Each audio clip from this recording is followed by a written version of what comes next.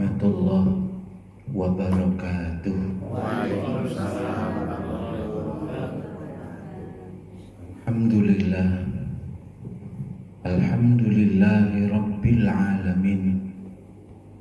Wa bihi nasta'inu ala umurid dunya waddin. Wassalatu wassalamu ala asyrafil anbiya'i wal mursalin, nabiyyina Muhammadin wa ala alihi wa ashabihi ajma'in. Amma ba'd. Qala ta'ala: ya ayyuhalladzina amanu taqullaha haqqa tuqatih wa la tamutunna illa wa antum muslimun. Ya ayyuhan nasu taqu rabbakumul ladzi khalaqakum min nafsin wahidah wa khalaqa minha zawjaha wa batha minhuma rijalan katsiran wa nisaa wattaqullaha alladzi tasaaluna bihi wal arham innallaha kana 'alaikum raqiba. Wa qala ta'ala: ya ayyuhalladzina amanu taqullaha wa qulu qawlan sadida yuslih lakum a'malakum wa yaghfir lakum dhunubakum wa man yuti'illaha wa rasulahu faqad faza fawzan 'azima. Bapak lan Ibu ingkang minulya segenap keluarga Majelis Ta'lim Sekolah Tinggi Ilmu Akhirat MT Setia kelas 2B yang insya Allah senantiasa Allah muliakan. Amin. Bapak dan Ibu, kita bersyukur kepada Allah kita sehat walafiat. Sehat nggih? Alhamdulillah. Kita bisa meluangkan waktu, meluangkan tenaga untuk tafakuh fiddin di majelis taklim setia ini. Mudah-mudahan menjadi bagian dari ungkapan syukur kita atas nikmat sehat yang sudah Allah berikan kepada kita. Mudah-mudahan Allah akan meridhoinya dan akan membalas amal kita dengan pahala yang besar kelak di kemudian hari. Amin ya rabbal alamin. Bapak dan Ibu, langsung saja pagi hari ini kita memasuki surat At-Takatsur. Kita dengarkan video berikut.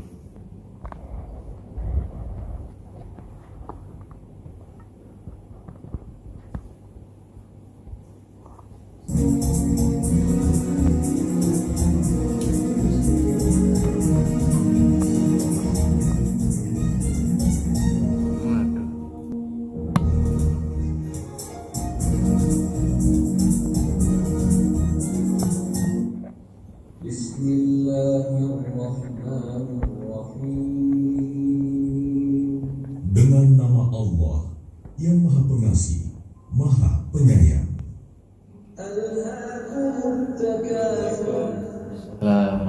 Bermegah-megahan telah melalaikan kamu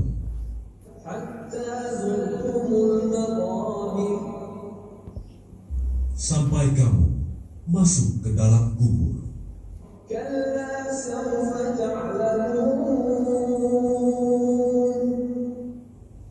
Sekali-kali tidak, kelak kamu akan mengetahui akibat perbuatanmu itu.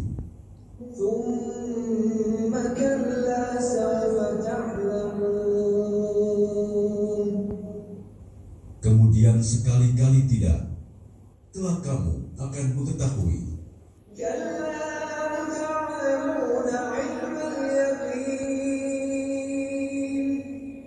Sekali-kali tidak. Sekiranya kamu mengetahui dengan pasti,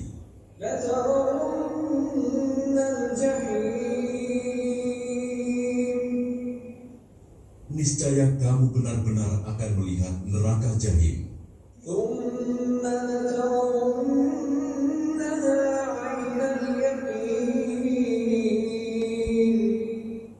Kemudian kamu benar-benar akan melihatnya dengan mata kepala sendiri.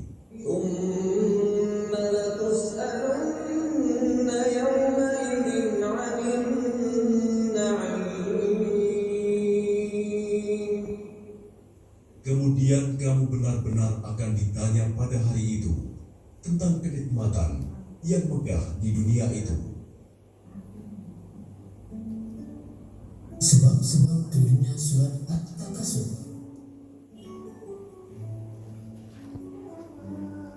Dalam suatu riwayat dikemukakan bahwa ayat ini surat At-Takasur 1-2 turun berkenaan dengan dua kabilah Ansar, Bani Haritsah dan Bani Harus. Bani Haritsah dan Bani Harus yang saling menyombongkan diri dengan kekayaan dan keturunannya dengan saling bertanya, apakah kalian mempunyai pahlawan segagah dan secekatan si Anu? Mereka menyombongkan diri pula dengan kedudukan dan kekayaan orang-orang yang masih hidup. Mereka mengajak pula pergi ke kubur untuk menyombongkan kepahlawanan dan golongannya yang sudah gugur dengan menunjukkan kuburannya. Ayat ini surat At-Takasur 1-2 turun sebagai teguran kepada orang-orang yang hidup bermegah-megahan sehingga terlalaikan ibadahnya kepada Allah. Dalam riwayat lain dikemukakan bahwa Ali pernah berkata, pada mulanya kami saksi terhadap siksaan kubur. Setelah turun ayat-ayat ini, surat At-Takasur 1-4, hilanglah kesaksian itu.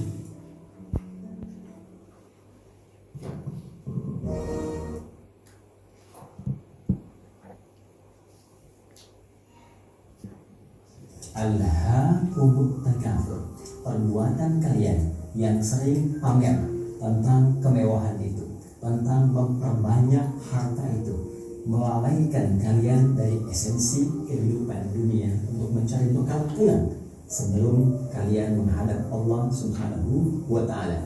Hatta zurtumul maqabir.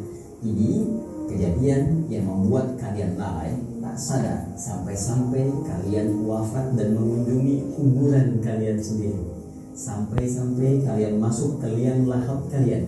Kalian menghitung berapa banyak warga kalian dalam kubur, lantas kalian pamerkan, dan kalian tak sadar bahwa kalian pun akan masuk ke kubur yang kalian hitung-hitung itu.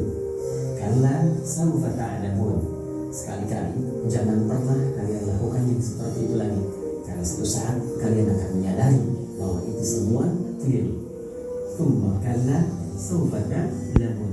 Kemudian ditegaskan kembali, jangan pernah lakukan kegiatan itu lagi, karena kalian suatu saat akan menyadari bahwa semua itu keliru. Kalla law ta'lamuna ilmal yaqin. Sekali-kali jangan pernah kerjakan itu lagi jika kalian mengetahui dengan penuh keyakinan, dengan penuh kesungguhan. La tarawunnal jahim. Perbuatan kalian itu akan mengantarkan pada kecelakaan yang dahsyat saat kalian pulang kepada Allah, dijamin dengan neraka Jahannam. Tsumma la tarawunnaha ainal yaqin.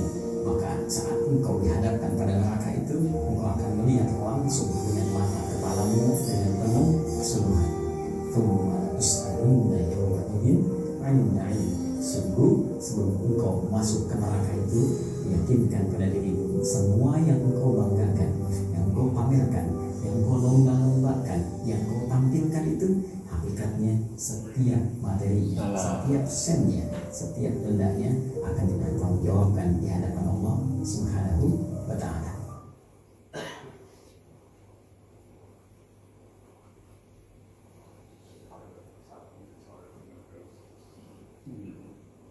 Tafsir Al-Quran Surat At-Takatsur ayat 8. Tsumma latus'alunna yawma idzin 'anil na'im. Artinya, kemudian kamu pasti akan ditanya pada hari itu tentang segala kenikmatan. Tafsir Ibnu Katsir. 1. Makna umum. Ibnu Katsir menjelaskan bahwa ayat ini adalah peringatan keras dari Allah bahwa manusia akan dipertanyakan di hari kiamat tentang segala bentuk kenikmatan duniawi yang pernah mereka rasakan. Yakni, pada hari itu kalian akan ditanya tentang syukur kalian atas nikmat-nikmat itu. Apakah kalian telah menunaikan haknya? 2. Apa itu an-na'im? Kenikmatan. Ibnu Katsir menyebutkan beberapa riwayat sahabat untuk menjelaskan makna an-na'im, kenikmatan. Riwayat dari Ibnu Abbas, an-na'im adalah kesehatan badan, pendengaran, dan penglihatan. Riwayat dari Ibnu Mas'ud dan para sahabat, nikmat itu adalah air yang sejuk, makanan yang lezat, tempat tinggal yang nyaman, dan tidur yang tenang. Riwayat dari Abu Hurairah, hadis riwayat Tirmidzi. Diriwayatkan bahwa Rasulullah pernah keluar pada suatu malam dalam keadaan lapar. Beliau bertemu Abu Bakar dan Umar yang juga lapar. Mereka kemudian diundang ke rumah seorang sahabat dan diberi kurma dan air. Setelah makan, Rasulullah bersabda, "Demi Allah, kamu pasti akan ditanya tentang kenikmatan ini pada hari kiamat." Hadis riwayat Muslim, Tirmidzi, Ahmad. Ini menunjukkan bahwa nikmat sekecil apapun, seperti air dan kurma, akan dipertanyakan. 3. Kapan ditanya? Ibnu Katsir menyebutkan bahwa pertanyaan tentang nikmat ini akan terjadi setelah manusia melihat neraka, ayat sebelumnya, sebagai penghisaban atas karunia Allah. Apakah disyukuri atau disia-siakan? 4. Apa tujuan Allah menyebut ayat ini di akhir surat? Sebagai penutup peringatan. Setelah manusia lalai, ayat 1, mati, ayat 2, lalu melihat neraka, ayat 6 dan 7, mereka akan diadili berdasarkan nikmat yang mereka gunakan. Menegaskan tanggung jawab manusia terhadap dunia dan akhirat. Pelajaran dari ayat ini, kenikmatan dunia. Pertanyaan di akhirat, makanan dan minuman. Apakah bersyukur? Apakah dari yang halal? Waktu dan usia. Digunakan untuk apa? Pendengaran dan penglihatan. Apakah digunakan untuk kebaikan atau kemaksiatan? Kesehatan dan tenaga. Apakah untuk ibadah atau untuk maksiat? Ilmu dan Islam. Apakah diamalkan? Apakah disampaikan? Penutup dari Ibnu Katsir. Beliau mengakhiri tafsir surat ini dengan mengajak manusia untuk muhasabah, introspeksi diri. Jika seseorang akan ditanya tentang nikmat yang sederhana, maka bagaimana dengan nikmat yang besar?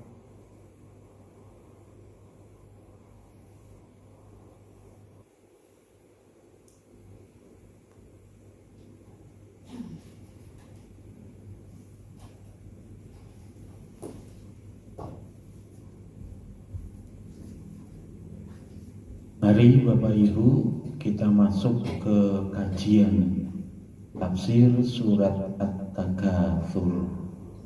Mudah-mudahan 3 video tadi sudah memberikan pemahaman awal kepada kita tentang surat ini. Surat ini itu isinya memahami peringatan Allah tentang kecintaan terhadap dunia. Sudah menjadi kodrat manusia cinta dunia. Sudah menjadi fitrah hampir semua manusia ya suka dengan kenikmatan dunia. Tidak salah ketika kita menikmati kenikmatan dunia. Yang salah adalah ketika kita dikendalikan oleh nikmat dunia itu. Harusnya kita yang mengendalikan. Orang-orang yang rakus, orang-orang yang dalam otak pikirannya itu selalu berusaha mendapatkan dunia dengan segala macamnya. Dari harta pun aneka macam, jabatan dan lain sebagainya.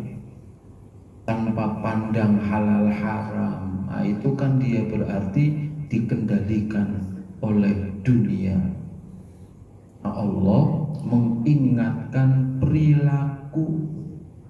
perilaku dikendalikan oleh dunia, apalagi kemudian menjadikan dunia sebagai bahan onjok-onjokan untuk megah-megahan, untuk pamer, untuk lomba-lomba akeh-akehan, hebat-hebatan, bagus-bagusan, ayu-ayuan, sugih-sugihan, nopo malih, pinter-pinteran. Perilaku itulah yang kemudian diingatkan oleh Allah di dalam surat ini.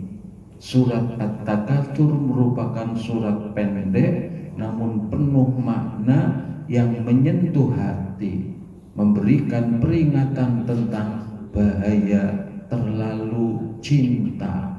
Di sini yang digarisbawahi terlalunya ini.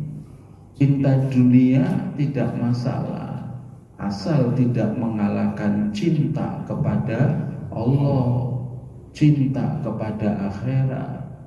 Tapi terlalu cinta dunia dan harta benda, inilah yang Allah ingatkan di dalam surat ini.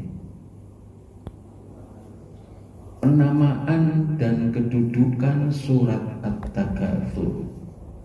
Nama surat At-Takatsur berarti berlomba-lomba, saling melampaui, akeh-akehan. At-Takatsur dari kata kasuro, kasir, itu artinya banyak. Di masyarakat kita ada keturunan Arab yang marganya Al-Katiri. Al-Katiri itu dari Al-Kasiri, itu artinya banyak, dan nyatanya sesuai dengan makna banyak Al-Katiri itu. Mereka juga jumlahnya banyak. Bahkan kalau mau disurvei di Tegal itu yang paling banyak anggotanya ya marga Al-Katiri ini. Saya dulu pernah pegang gedung pertemuan Al-Irsyad. Itu kalau ada manten terus dari marga Al-Katiri, wis harus nambah kursi karena banyak, paling banyak itu.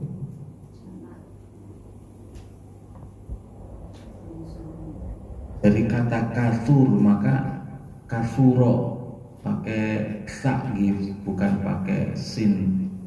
Akeh-akehan, saling banyak-banyakan, berlomba-lomba.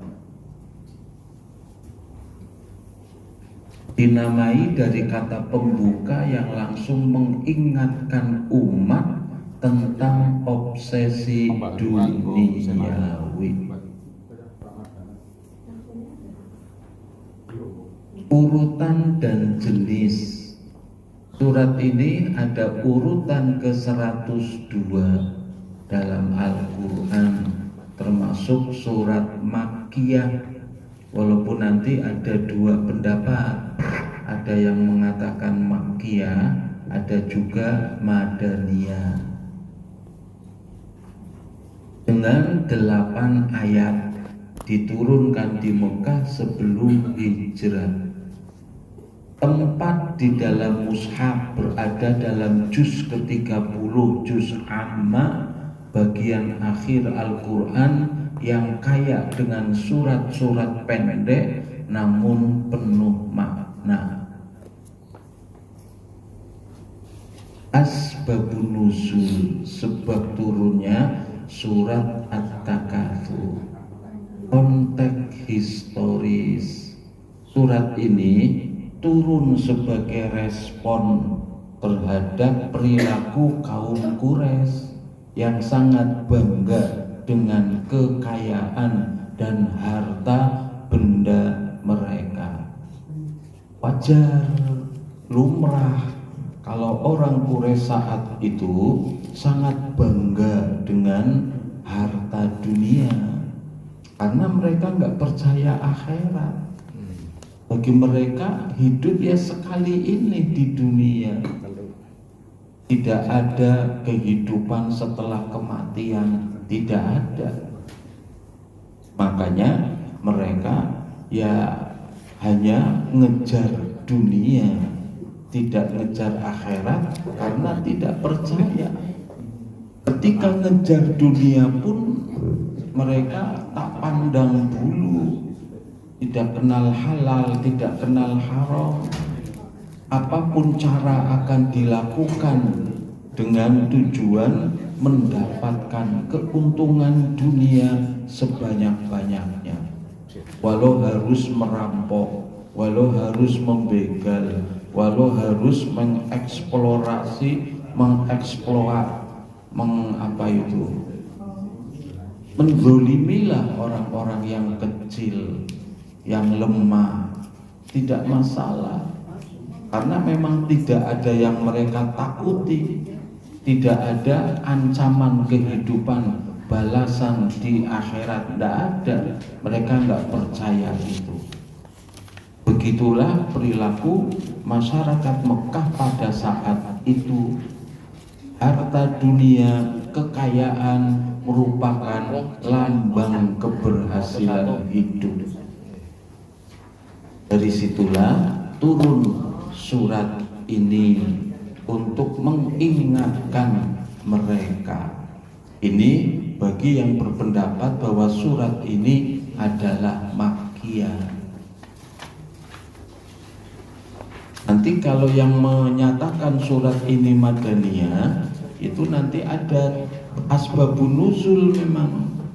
Diriwayatkan bahwa dua kabilah dari Ansor, nah Ansor itu kan penduduk Madinah, saling berbangga tentang jumlah keluarga, harta mereka, hingga melupakan kehidupan akhirat.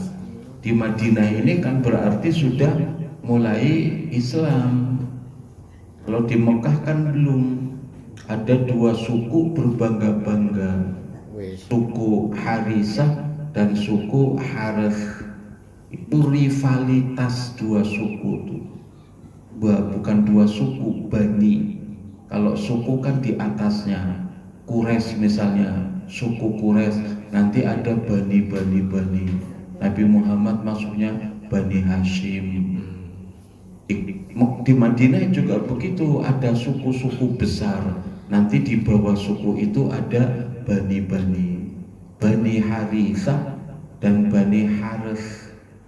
Berarti moyangnya dulu Harithah, satunya moyangnya dulu Harith. Nah ini keturunannya. Ya saya berarti Baninya Bani Da'an dari kakek, saya dari ibu. Setiap bulan mesti kumpulan Bani Da'an. Kalau dari bapak orang tahu kumpul putus, yang bapak kan Kudaile, Bani Katam, itu putus itu, tidak ya nggak ada kumpulan gitu loh, lebarannya nggak saling kunjung. Kalau dulu zaman masih ada kalau kami dari Tegal tiap tahunnya datang ke sana, walaupun sana nggak datang ke Tegal. Sekarang kakek nenek sudah nggak ada semua, ya sudah. Apalagi bonggolnya juga anak-anaknya sudah nggak ada semua. Ya putus, tinggal cucu-cucu kelasnya saya yang putus, sudah nggak. Ya saya nyambung sih tapi secara fisik sudah putus. Bani, saya juga lagi membangun Bani Abdullah. Itu Bani Haris dan Bani Haris dan Harithah. Itu onjo-onjoan. Semuanya bisa jadi onjo-onjoan, bisa dijadikan bahan untuk megah-megahan sampai bukan hanya yang masih hidup, bukan hanya kekayaan, yang sudah dikubur di kuburan pun dijadikan bahan onjok-onjokan. Datang ke kuburan tuh, kuburan ahli panah dari Bani saya, jago panah, jago gelut ke jago. Kalau zaman dulu itu permainannya nopo, kalau sekarang gulat. Kalau dulu itu orang duduk di tiker misalnya gitu, nanti tikernya ditarik, mampu enggak? Oh kalau ini enggak bisa, orang menarik, orang bakalan kuat dijagongi. Itu permainannya diantaranya kayak begitu. Itu ya juga jadi bahan onjok-onjokan. Tuh gadisku yang paling cantik tuh, misalnya kayak gitu. Itu pun juga dijadikan onjok-onjokan. Tuh onta saya, onta paling gede, paling hebat, paling kuat, regane paling larang. Bisa jadi onjok-onjokan. Nah akhirnya turunlah surat ini. Oleh karena itu Bapak Ibu, bisa jadi memang surat At-Takatsur turun dalam dua kesempatan. Kesempatan pertama turun di Mekah, dan itu yang lebih banyak dipegangi oleh para ahli tafsir, maka dikatakan surat Makkiyah karena mengingatkan. Kalau di Mekah hampir semua orang pola pikir mentalitasnya kayak begitu. Tapi kalau di Madinah kan sudah mulai terdidik oleh Nabi, walaupun masih ada dua bani yang seperti itu. Maka diturunkan kembali surat At-Takatsur ini untuk mengingatkan mereka. Kalau kita sekarang kayak gitu simpan mengingatkan siapa Pak? Kalau mereka diturunkan ayat Quran tuh, kalau kita sudah nggak ada lagi.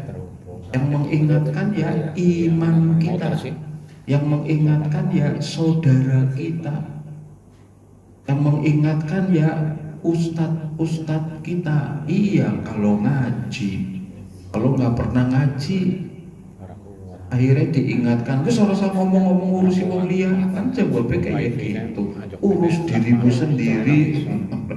Akhirnya jawabannya kayak begitu. Enaknya umat zaman dulu, enaknya generasi pertama gitu loh. Ya kita juga enak. Bagi yang sadar, bagi yang orang sadar ya pada baik kayak orang-orang gak beriman.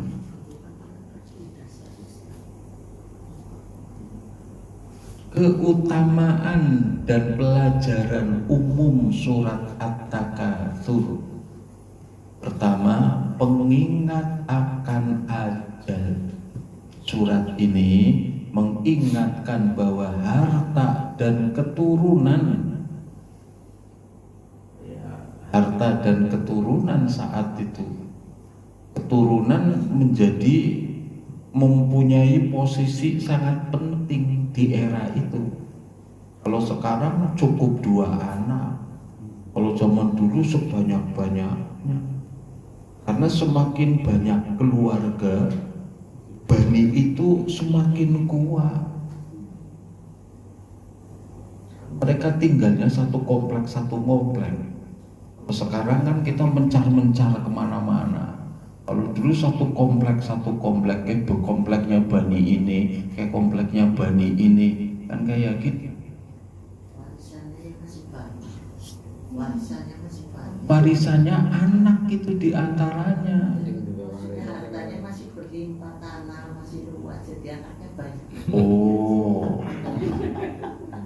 Tapi saat itu juga walaupun tanah luas, regane simpan tuku sapa, tanah tandus gitu. Kalau zaman sekarang rebutan tanah, gawe umah macem-macem, sampai sawah kalah, pertanian kalah untuk keperluan bikin rumah, tanah jadi mahal harganya. Zaman dulu tanah apalagi zaman dulu saya kalau ke Tegal Andong sepanjang jalan sama Pak Edi, enak temen masih tanah kosong, ambo nemen kayak kaya. Tegal wis angel nemen Tegal kota, gak ada tanah kosong. Di sana pan bangun pesantren, pan bangun apa ya masih luas ambo nemen. Apalagi zaman dulu, tetapi itu tadi mereka sulit untuk mengeksplor, belum ditemukan minyak, belum sampai ke sana. Makanya tanah ya walaupun luas bukan harta yang yang membanggakan. Hartanya berarti nopo peternakan, ternak, dagang, nah itu harta. Termasuk tadi keluarga, keturunan.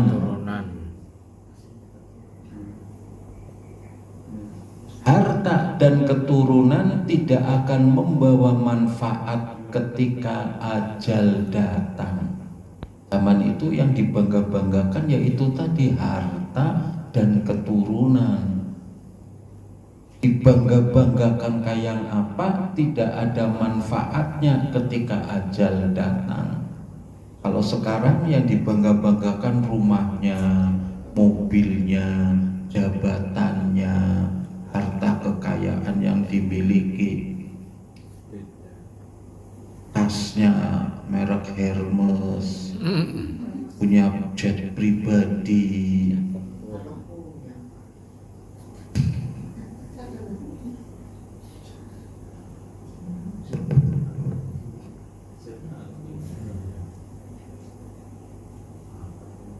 Kesadaran akan kematian adalah motivasi. Kesadaran akan kematian adalah motivasi untuk berbuat baik. Tidak akan onjok-onjokan karena sadar mati ora digawa. Jet pribadine mati ora digawa. Ahe sing magrung-magrung regane miliaran ambek. Ferrari. Rumahnya mantan presiden sekarang berapa? Gak bisa hitung. Atur undang-undangnya hanya 20 miliar. Aturan undang-undangnya rumah mantan itu senilai 20 miliar. Ternyata yang ada dibangun sekarang mencapai 200 miliar harganya. Mantan presiden Indonesia, mantan presiden terakhir kan tadi lagi dibangun. Kalau yang lain sudah dibangun, itu peraturan pemerintah. Mantan presiden kan dikasih rumah, itu undang-undang. Dengan makanya jadi presiden.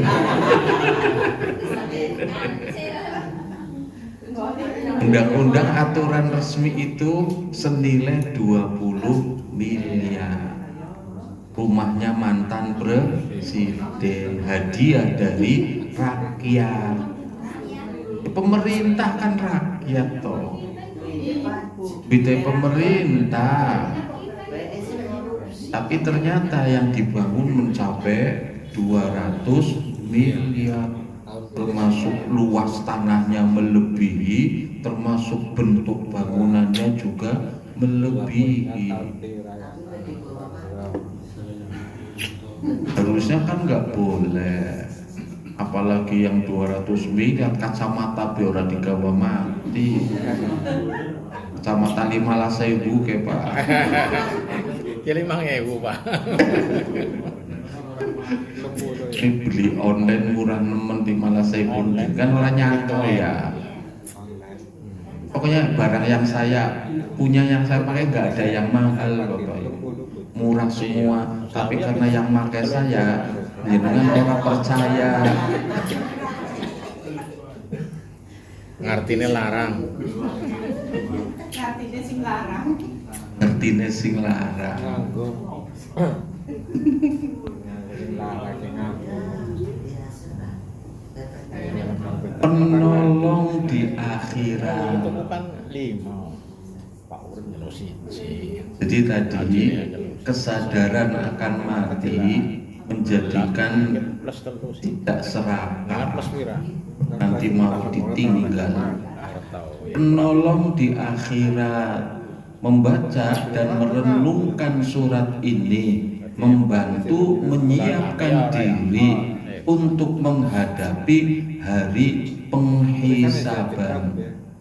Tapi Bapak Ibu membaca dan merenungkan surat ini, iya angger ngerti artine, iya angger ngerti tafsirane, kan gitu.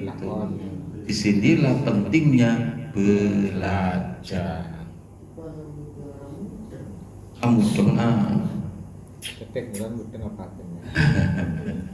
Membaca dan merenungkan surat ini membantu menyiapkan diri untuk menghadapi hari penghisaban.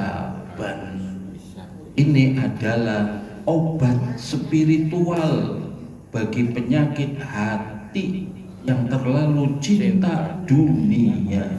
Jadi terlalu cinta, terlalu, kata Bang Haji. Terlalu. Iya, cinta dunia nggak masalah.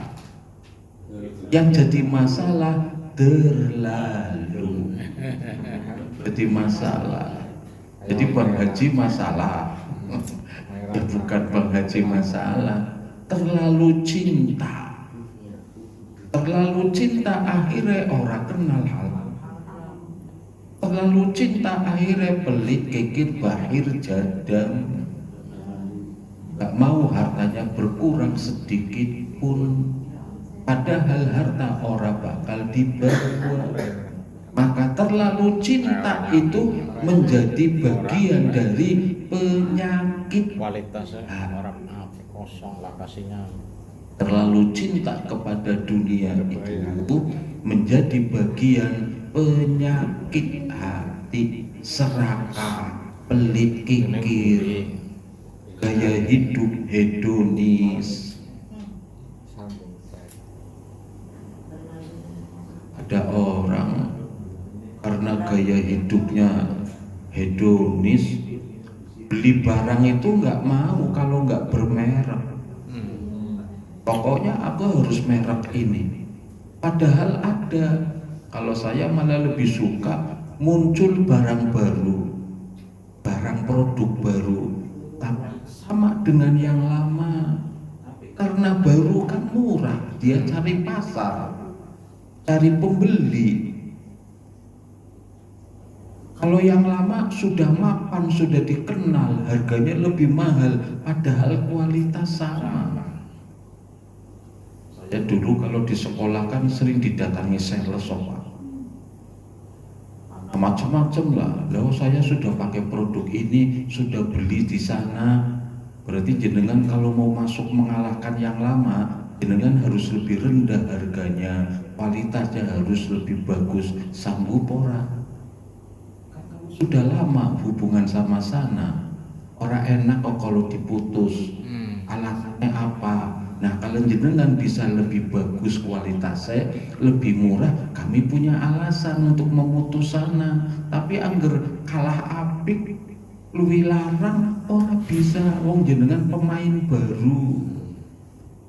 Artinya banyak barang baru dengan kualitas hanya dia karena baru datang, pemain baru. Kalau ini ada, kalau saya lebih ngambil pemain baru ini karena kualitasnya sama, harganya lebih murah, walaupun kalah pamor merek. Yang lain enggak, ada orang yang mindsetnya, pola pikirnya, aku kudu merek ini. Orang merek ini seakan malu kalau memakai barang mereknya bukan merek terkenal.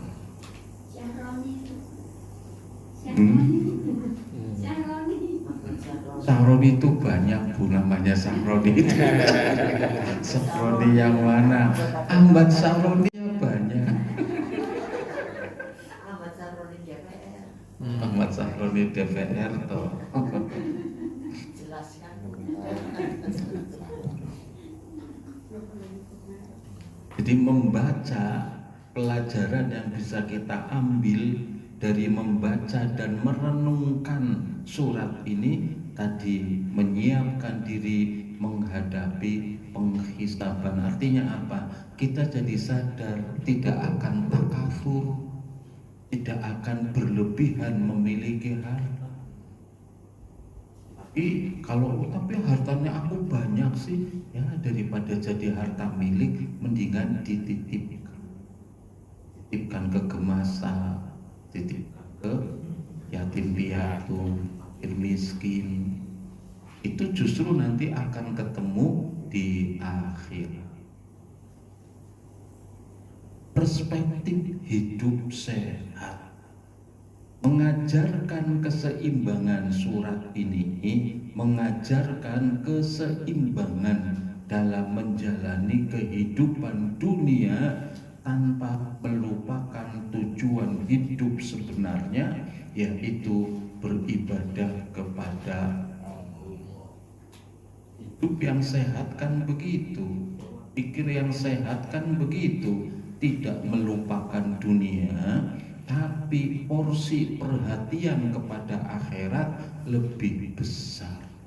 Seperti yang dinasihatkan oleh kita, ikmal li dunyaka annaka tamutu ta'ishu abadan.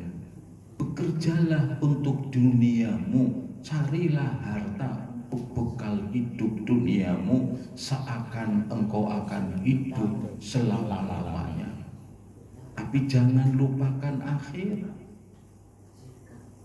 Bekerja untuk akhirat, beramal, beribadah seakan engkau akan mati besok. Kira-kira kita sudah tahu besok akan mati, kira-kira sekarang macam-macam ora ya? Ya.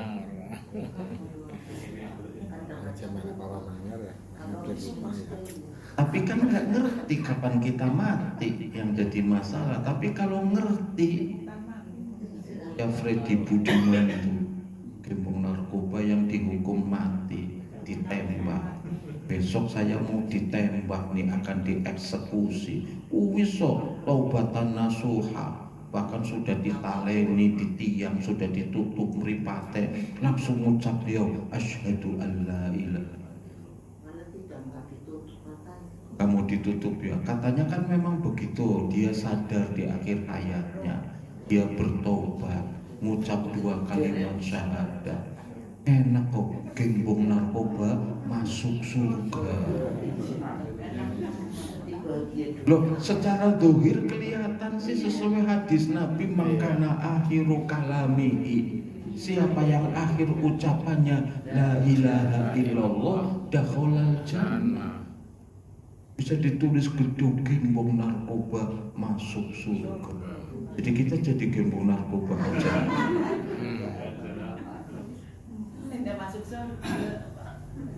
Itu malah dapat kenikmatan. Kayaknya kan mungkin pemikiran kita matinya jelek, temen ditembak.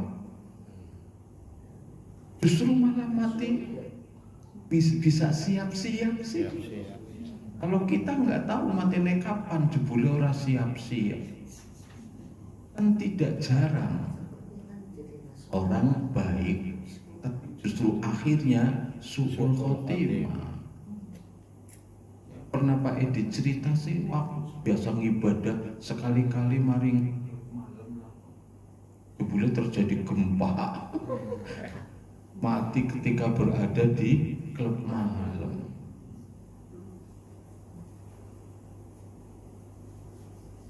Kita mulai masuk tafsir ayat 1 dan 2. Ayat 1 itu terjemahan, ayat keduanya salah nih. Salah tuh, itu ayat 2 jangan kelak kali kan, itu kan salah. Ayat pertama itu alhaakumut takatsur. Ayat keduanya hatta zurtumul maqabir. Alha, kita familiar loh, itu perbuatan laha itu sih. Alhaakum menyia-nyiakan, melakukan perbuatan sia-sia, menjadikan alhaakum, menjadikan kalian lalai. Apa yang menjadikan kita lalai? At-takatsur, megah-megahan, onjo-onjoan, akeh-akehan dunia. Harta dunia macam-macam tadi. Duwe motor disalib ndeleng nang ngarepe motor enak ya. Jarang numpak motor kuwe ora bisa si gede si model NMAX dan sejenisnya itu. PCX. Ya, itu kan memang kenceng-kenceng Pak. Rupanya memang cc-nya besar, setelannya ya remnya anak itu pakem kabeh. Numpak motor kuwe lendak kayak ora pantes. Wong waduh nyali aku motornya motor tua kok. Kepikir dia enak ya numpak motor kue ya. Engkau kalau sudah kelakon numpak motor kue, maning Pak. Masih kudanan ya, masih kepanasan kena angin ya. Naik mobil loh, wis naik mobil loh. Barang sudah naik mobil, anggar mobil kayak enak ya. Jeblok ya kayak orang pati kerasa ya. Wong perperane empuke nemen, jeng kaya empuke nemen. Padha wis duwe siji sing apik, pengen duwe loro kok. Jadi ora genyeng-genyengan ya. Bojo duwe dewek, suami duwe dewek. Anake yang duwe dewek. Tak masalah duwite akeh. Luwih. Terus duwe bojo siji loro enak ya. Umaya berarti loro, semagrong-magrong.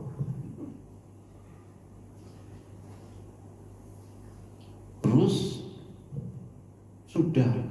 sudah mengejar harta sebanyak-banyaknya, pikirannya itu, pemahaman mentalnya itu bahwa harta inilah bukti keberhasilan. Ini status sosial. Mobil itu kan transportasi tapi oleh orang yang salah dijadikan status sosial. Mobilnya dipajang, terus dikasih ornamen, diapiki. Wong nyender sedikit langsung sewot, minggir kok leceh. Tetanggane pengen melu numpak ora oli kok kotor jerone. Dari gampang dia mumbaine angel lara mumbaine kotor. Sandale kotor isine lumpur udan-udan maning mlebu mobile aku.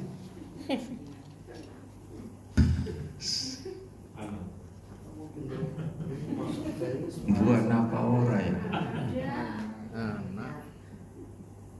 Jam tangane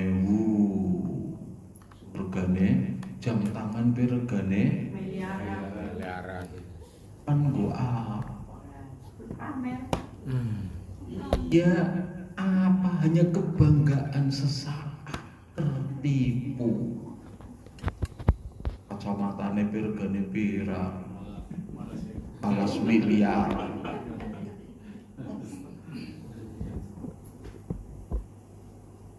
Kenikmatan sesaat, hanya kebanggaan. Artinya salah memahami tadi itu. Memahami itulah orang yang menjadikan harta sebagai alat untuk onjo-onjoan, kebanggaan. Kalau sudah bilang onjo-onjoan, bilang takatsur, berarti kebanggaan. Bangga dengan apa yang dimiliki dan dan merasa kecil kalau tidak bagus harta yang dimiliki. Maka diingatkan oleh Allah, alhaakumut takatsur, menjadikan lalai kepada apa? Tujuan hidup yang sebenarnya. Tujuan hidup yang sebenarnya ibadah kepada Allah. Berarti boleh dong punya harta banyak kalau tidak lalai. Karena memang bukan hal yang dilarang punya harta banyak. Utsman, Abu Bakar hanya banyak.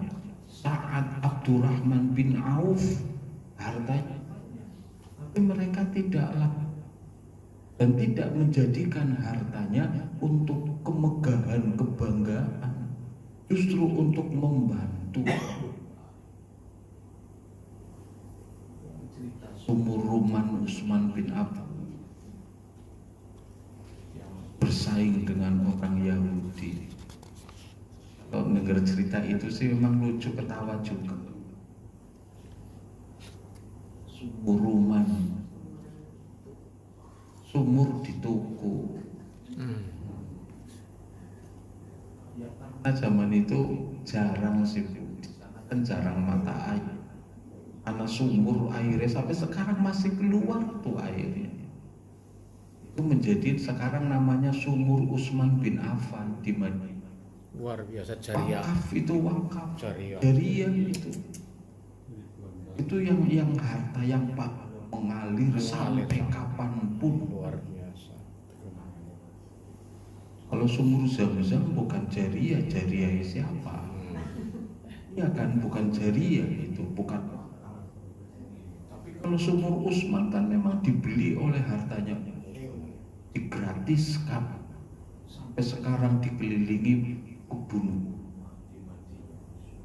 Jadi penasaran pengen miliki mana ya? Yuk umroh mana yuk?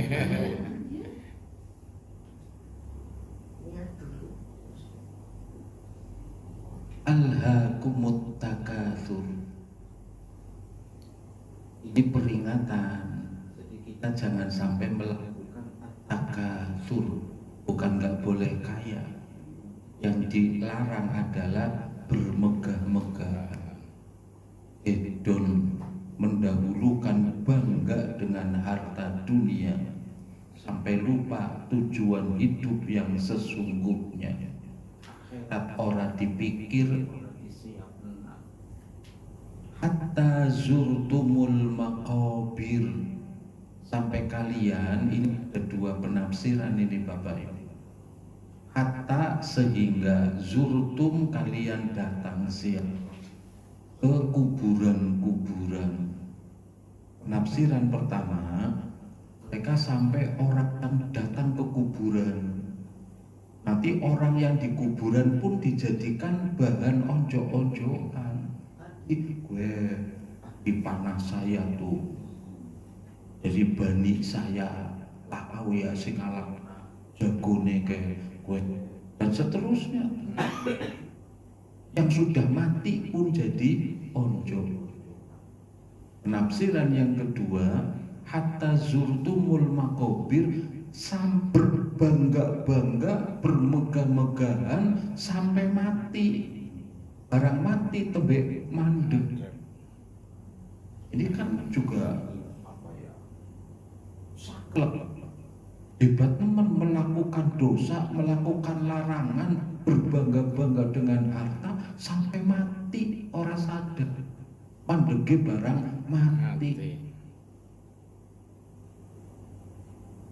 Itu kan menunjukkan perilaku yang amat sangat tidak baik. Itu dua penafsiran. Kemudian pelajaran yang bisa diambil dari ayat kedua, hatta zurtumul maqabir, adalah kita harus sadar bahwa di dalam kubur, berarti di alam kubur, di alam barzakh, itu hanya seperti ziarah. Alam kubur itu tempat transit sementara, hanya ziarah saja. Namanya ziarah suwe nopo sedela. Sedela. Artinya bahwa alam barzah, alam kubur itu bukan tempat tinggal, hanya singgah. Ya singgah, alam kubur juga singgah. Yang tinggal di mana? Surga atau neraka? Alam kubur saja singgah, apalagi alam dunia. Maka kita harus sadar dunia ini bukan tempat. Nah, dunia itu tempat meninggal. Tempat tinggal kita surga. Tidak mengatakan atau neraka. Karena kita insya Allah surga semuanya. Amin. Tak pengen mampir ke neraka. Mudah-mudahan begitu. Sampai mampir ke neraka. Mampir tulis sedela atau apa-apa. Sehari ayo onggrungan teman. Yang surga sih bisa ngerokok orang. Wong semua keinginan tercapai, tapi nyulede angel. Enggak pano berarti mari neraka tuli. Gelem.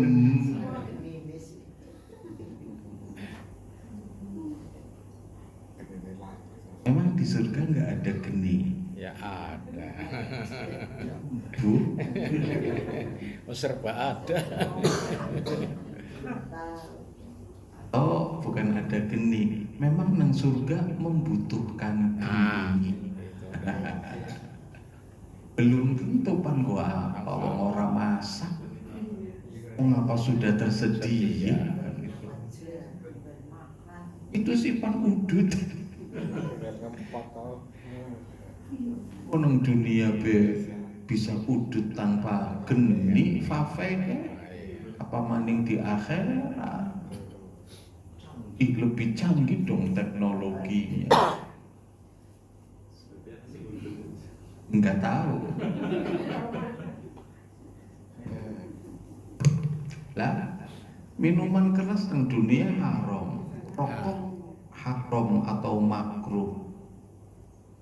Kalau Muhammadiyah kan haram, kalau NU makruh. Nah, sempen minuman keras halal, anggur merah tuh halal di surga dan tidak mabuk, nikmat malah tuh. Ini nanti udut juga nikmat walaupun tanpa geni. Lambulah.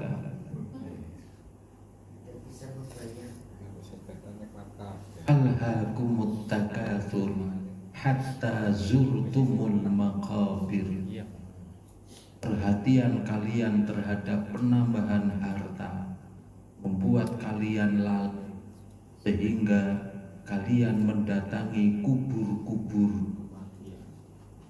Itu sudah terjemahan ayat 1 dan kedua. Ayat keduanya tarik nanti ke slide berikutnya. Makna berlomba-lomba tak hanya dalam harta, tapi berlomba melampaui dalam segala aspek duniawi yang menyebabkan lalai dari tujuan hidup yang hakiki. Pertama, pengen jadi anggota partai, meningkat menjadi pengurus, ningkat akhirnya nyalon jadi DPRD, ningkat maning akhirnya jadi DPRD provinsi, ningkat maning DPRD pusat, ningkat maning jadi ketua partai, ningkat maning jadi menteri, ningkat maning jadi presiden RI 1. Boleh ndak? Boleh. Sama dengan harta yang lain boleh. Tapi yang nggak boleh itu onjo-onjo, dijadikan alat bermegah-megah, bikin organisasi, tapi ternyata organisasinya dijadikan kendaraan untuk ngatrol naik pamor,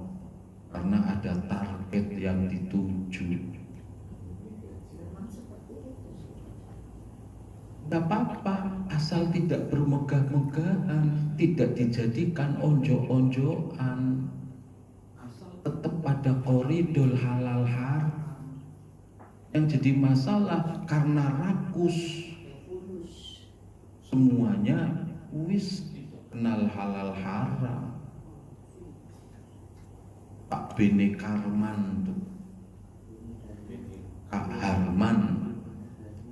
Harman dari Demokrat, ya diwawancara ngaku habis berapa, kan jadi lagi habis 5 miliar. Miliar go apa? Ya go biaya kampanye agar dia terpilih lagi, dipilih oleh masyarakat. Caranya apa? Ya macam-macam. Tapi 5 miliar itu ternyata sedikit. Dia mengatakan ada teman-teman saya yang sampai 25-30. Duit sing endi. Kalau dipikir akal sehat orang melebu. Modal 30 miliar memang gajiannya pira. Boleh gajiannya secuil tapi saya golane sikutane. Sikut kanan, sikut kiri, tendang kanan, tendang kiri. Jejak mburi. Waduh, jejekannya jebule sing hebat. Belum lagi modal dari sponsor.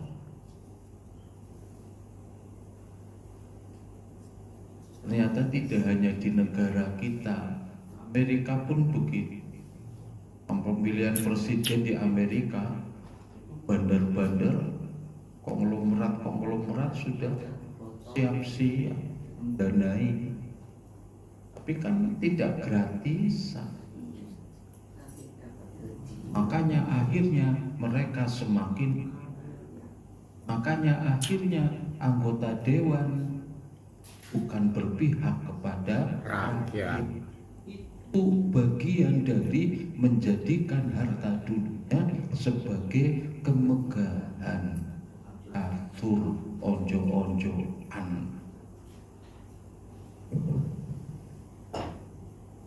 Berlomba-lomba, lalai dari tujuan hakiki dari dia jadi pejabat, lalai dari tujuan hakiki dari dia menjadi anggota. Peringatan Allah, obsesi tanpa batas terhadap dunia mengalihkan perhatian manusia dari persiapan menghadapi akhirat dan takdir kematian yang pasti. Akhirnya lupa akhirat, lupa siap-siap. Makanya Nabi mengingatkan orang yang paling cerdas adalah orang yang banyak mengingat kematian dan paling bagus persiapannya untuk hidup setelah kematian. Itu yang paling cerdas. Sementara orang-orang model yang takatsur ini paling bodoh karena tidak siap-siap akhirat. Siap-siapnya hanya dunia yang sementara, yang kenikmatannya tidak hakiki, yang semua harta akan ditinggal, tidak akan.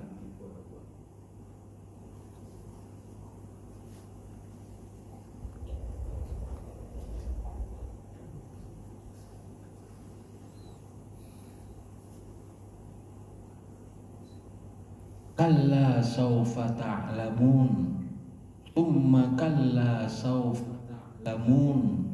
Penegasan penyesalan, penegasan tegas artinya apa? Pasti orang yang onjok-onjokan di dunia, ketika di dunia tidak sadar, tidak tahu dampak negatifnya, nanti di akhirat pasti ngerti dampak akibat buruk dari perbuatan hedon itu, dari perbuatan kemaruk rakus terhadap harta dunia termasuk jabatan, panorama.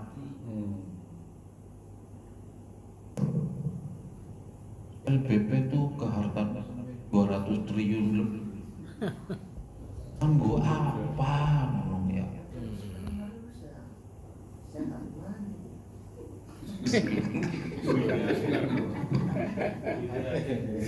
Bisa sehat. Apa ini?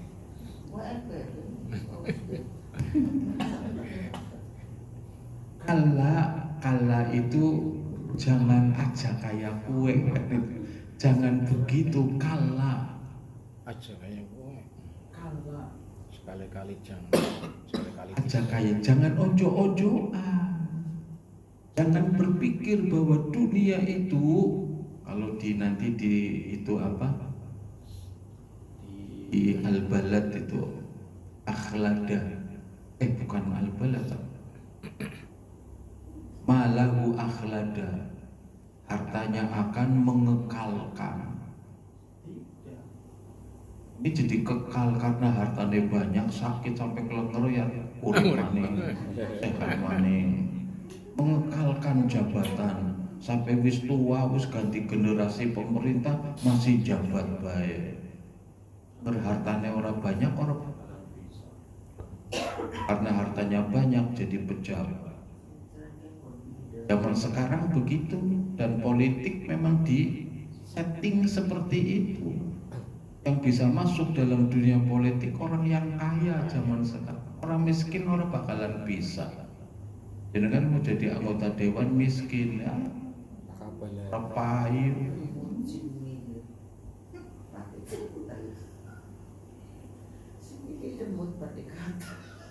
Nyalon jadi wali kota, bupati, orang ada duit, orang payu. paling rendah lurah be kayak aku. Lurah be kayak aku. Allah jangan berbuat onjo-onjo. Allah jangan berprinsip bahwa dunia akan mengekalkan. Allah jangan berpikir bahwa dengan harta uang semua beres. Termasuk itu tuh. Allah jangan kayak begitu. Saufa itu akan ta'lamun. Kalian nanti akan mengetahui. Kalian akan tahu, bukan tempe. Nanti kalian akan tahu. Di dunia orang tahu, nggak ngerti, nggak paham, nggak sadar. Engkau nang akhirat kalian akan sadar, akan tahu dampak negatifnya. Dampak negatifnya dimasukkan neraka sih. Allah. Nah ini diulang Bapak Ibu. Summa kalla saufa ta'lam. Orang pati-pati diulang berarti penekanan, penegasan. Allah saking hadirnya kepada kita hambanya, ada jangan sampai sadarnya di akhirat. Sadarlah di dunia sehingga tidak terlambat untuk bertaubat. Maka sampai diulang saking khawatirnya. Allah sampai khawatir, manusia sing dikhawatiri ayem baik. Sekali-kali jangan. Kalian akan mengetahui dengan pasti akibat perbuatanmu. Sekali-kali jangan. Jika kalian nanti akan mengetahui dengan pasti. Mengetahui dengan pasti dampak dari perbuatan bermegahan itu. Pengulangan yang bermakna, pengulangan katakan jangan atau tidak, dan saufa ta'lamun, kelak kalian akan tahu, menunjukkan penekanan dan urgensi penting. Ini bukan sekedar informasi, tapi ancaman serius. Bahwa ayat ini ancaman serius. Momen pengetahuan sejati. Manusia akan mengetahui kebenaran itu dengan pasti di akhirat ketika kesempatan untuk bertobat sudah hilang. Saat itu penyesalan datang terlambat. Pengetahuan sejati, maksudnya siapapun sadar pada akhirnya. Sayang sadarnya di akhirat. Tidak ada orang yang tidak sadar. Di dunia nggak sadar, di akhirat baru sadar. Tapi terlambat kalau sadarnya di akhir. Pasti sadar. Orang-orang yang kafir pasti sadar. Semua orang pasti sadar. Tidak sadar di dunia, di akhirat.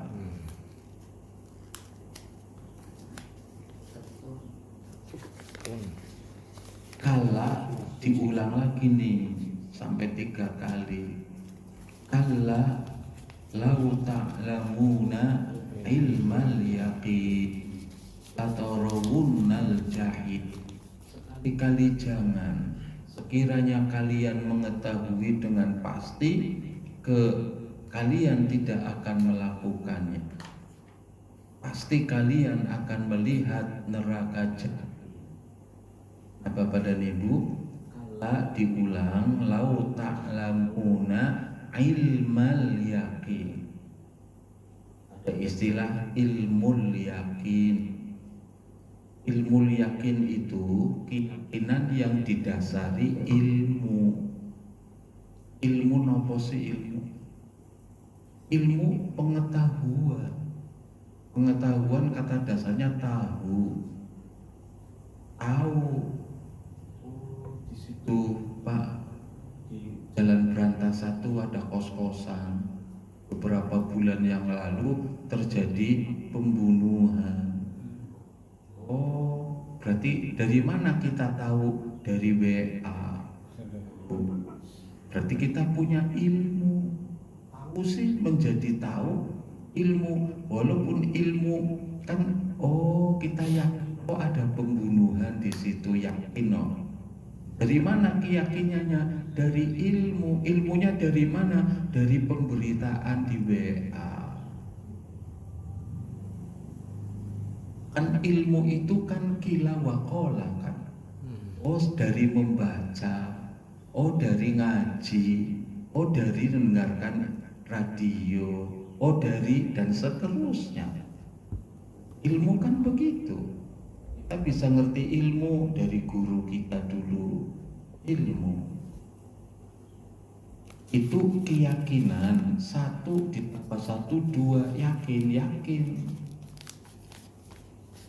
Itu ilmu yang keyakinan yang berdasarkan ilmu. Nah, orang-orang yang melakukan takasur megah-megahan itu kayak kita sekarang, kita nggak melakukan, tapi kita ngerti dari ayat ini diberitahu oleh Allah ancaman orang yang melakukan kemegah-megahan akan dimasukkan ke dalam jahanam, akan dimasukkan ke dalam neraka. Yakin dari mana? Dari Al-Quran. Itu yang dinamakan ilmul yakin. Nanti meningkat. Oh dari berita dari WA, berita dari koran, wartawan. Akhirnya barang datang ke sini, kita kan ngajinya di sini. Barang oh iya gue ada cross lain, ada garis polisi kuning itu dilarang lewat karena disegel sama polisi. Takono sama tetangga, iya di situ ada kejadian bener. Nah, sudah lihat tempat kejadian, apalagi kalau melihatnya masih saat setelah kejadian, mayatnya masih ngeletak ngarepe pintu gerbang. Atau saya yang dekat, anak pembunuhan, langsung marani kan itu anak pembunuhan, ngendi Padang Berantas 1. Berarti saya ilmu yakin, keyakinan dari ilmu. Langsung saya datang lihat, oh iya gue waduh ngeletak hasil darah dibacok. Melihatkan saya, ainul yakin, keyakinan dari ilmu ditambah melihat mata. Ainul. Mata tuh melihat, nanti meningkat lagi hakul yakin, keyakinan yang lebih tinggi lagi setelah merasakan, dapat iklan madu asli, pengen tuku madu, ada iklan, cari iklan Shopee apa di mana, oh dapat ilmu yakin dari berita iklan itu. Ya di mana sih duduk nang toko kana parani nang toko belum botolnya dipegang-pegang, oh ainul yakin. Lanjutnya coba dicicipi dan dibuka, toko dibuka, oh iya dicicipi, rasakan, oh iya manisnya manis adu asli, bukan manis gula, sampai dites no kertas sana gede, sampai dibakar anak gede, oh iya hakul yakin setelah merasa. Orang-orang yang onjo-onjoan ketika dimasukkan ke neraka udah dia hakul yakin, di dunia ndak yakin sama sekali, begitu dikabari masih yang ilmu yakin saja dia masih ragu, orang di akhirat melihat baru ainul, orang di kuburan disiksa panas kan hakul yakin, tidak bisa mengelak lagi ya. Kuburnya masih orang percaya orang mungkin. Kalla lau ta'lamuna ilmal yakin latarawunnal jahim. Kepastian visi itu kan penglihatan ya, tidak hanya mendengar tetapi melihat langsung neraka adalah realitas yang akan dialami. Ini bukan disangka-sangka tapi pasti terjadi. Kita yang tidak onjo-onjoan insya Allah pun melihat neraka bisa. Apalagi orang yang akan disiksa di neraka itu, ya pasti melihatlah. Itu sudah diingatkan dari sekarang, itu pasti akan terjadi. Onjo-onjoan, masih diabaikan saja. Pertanggungjawaban nikmat, setiap kenikmatan yang diterima di dunia akan dipertanyakan apakah digunakan taat atau untuk maksiat. Ini nanti ayat selanjutnya. Ini ayat 7 ke 8. Tsumma latarawunnaha ainal yakin. Tsumma latus'alunna yauma idzin 'anin na'im. Kemudian kalian pasti akan melihat dengan ainul yakin, melihat neraka.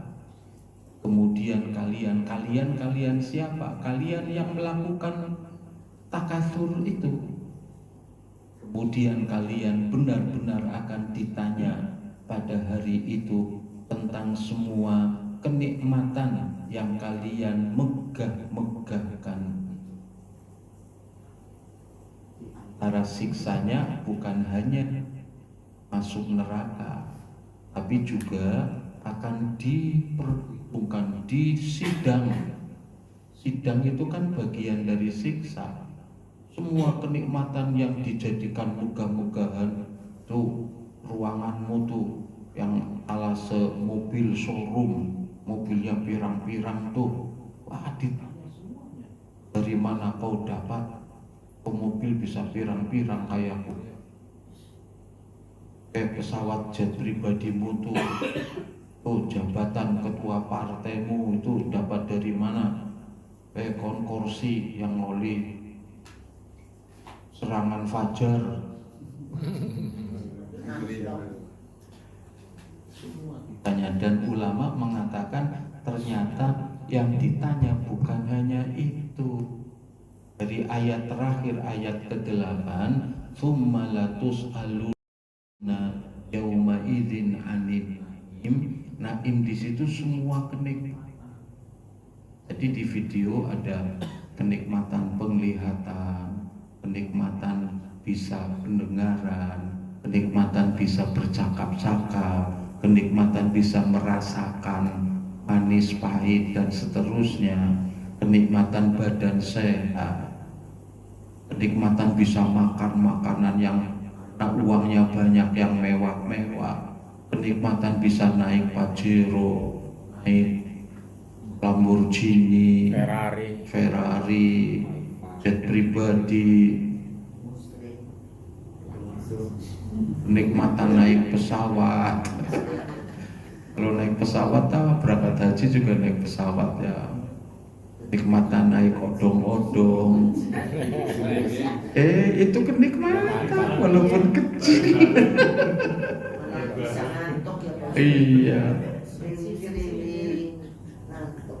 Bojo saya lagi bonceng ngarepean odong-odong ngrengek. Bi, Mas naik odong-odong.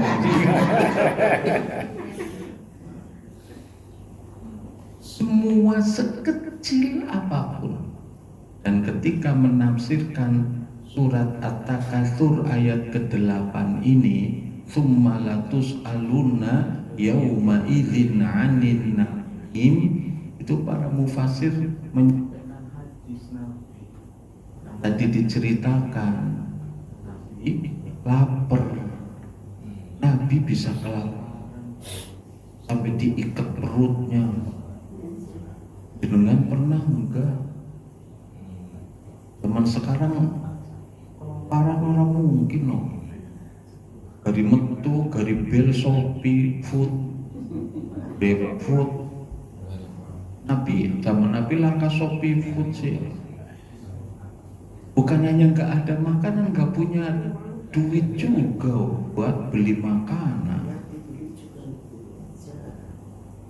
Akhirnya karena tambah ngeli keluar.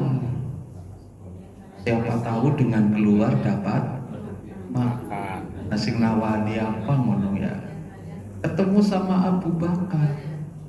Abu Bakar pun ternyata sama, keluar dalam rangka berharap nasi ngajak makan. Ketemu sama Nabi, seneng loh. Nabi ketemu Abu Bakar seneng, bukan kayak Abu Bakar dua panganan. Jebule pada berdua akhirnya ketemu Umar bin Khattab. Ternyata ini tiga sahabat mulia, Nabi, Abu Bakar, Umar. Bisa kayak begitu coba Pak, perutnya diikat saking lapar. Tapi akhirnya ada sahabat yang ngajak ke rumah untuk makanlah. Ada di sini dikatakan tadi kurma sama air ya. Ada yang meriwayat lain itu kambing. Sahabat itu punya satu-satunya harta kambing. Tapi karena yang datang 3 orang mulia, jadi potong untuk dihidangkan. Selesai makan, wareg dan kenyang. Keluar jalan mau pulang ke rumah masing-masing. Bareng jalan, Nabi membaca ayat ini. Umar ditanya oleh Nabi, "Mana Mar? Biben saiki." Mu jawabannya yang jelas kan seneng, alhamdulillah ya Rasul. Tadinya melilit, ngeli, sekarang kenyang. Masakannya bukan sekedar kenyang, masakannya juga enak. Akhirnya apa kata Nabi? Ini dibacakan summa latus'alunna yauma idzin inna'im. Umar kan faham artinya dibaca. Nangis Umar tuh, bahkan dia berusaha untuk memuntahkan. Senang bisa kenyang, obat lapar, tapi nanti akan ditanya. Padahal kan dia tidak hasil ngerampok. Takut karena ditanya saja, dihisap saja, itu sudah bagian dari siksa yang memberatkan, bikin repot. Ya kayak proses pengadilan lah, belum vonis, bikin repot itu. Itu manusia utama, padahal halal, bukan yang haram. Jadi semua kenikmatan sekarang kita sehat akan ditanya. Makan tahu Sumedang, terasa tahu Sumedang akan ditanya.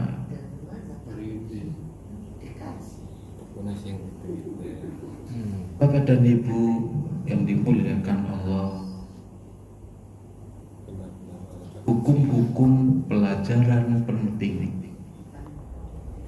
Yang pertama, haram berlaku serakah. Sifat serakah dan terus-menerus mengejar harta adalah perilaku yang mendapat kecaman Allah. Di sini ada kata serakah, ada kata terus-menerus.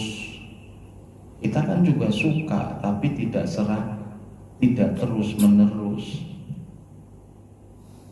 Wajib menyeimbangkan dunia akhirat. Setiap muslim harus bijak dalam memanfaatkan dunia untuk keperluan akhirat, bukan sebaliknya. Boleh punya dunia, tapi dunia itu sebagai bekal untuk bahagia akhirat. Maka porsi dunia harus lebih sedikit persentasenya. Seimbang 50-50 tidak. Walal akhiratu khair, akhirat itu lebih baik, maka harus lebih banyak porsinya daripada dunia. Pertanggungjawaban setiap nikmat, harta, kesehatan, keluarga adalah amanah yang harus dipertanggungjawabkan di hadapan Allah. Takwa adalah keselamatan akhirat hanya bagi mereka yang memiliki kesadaran takut kepada Allah dalam setiap tindakan. Takut kepada Allah dalam setiap tindakan, itulah wujud takwa. Takwa itu berarti memerisai diri, melindungi diri dari perbuatan yang membuat Allah tidak suka. Itulah takwa. Kesimpulan, relevansi kehidupan modern. Pesan inti surat At-Takatsur mengajarkan agar manusia tidak terjebak dalam konsumerisme dan materialisme, tapi tetap fokus pada nilai-nilai spiritual dan persiapan.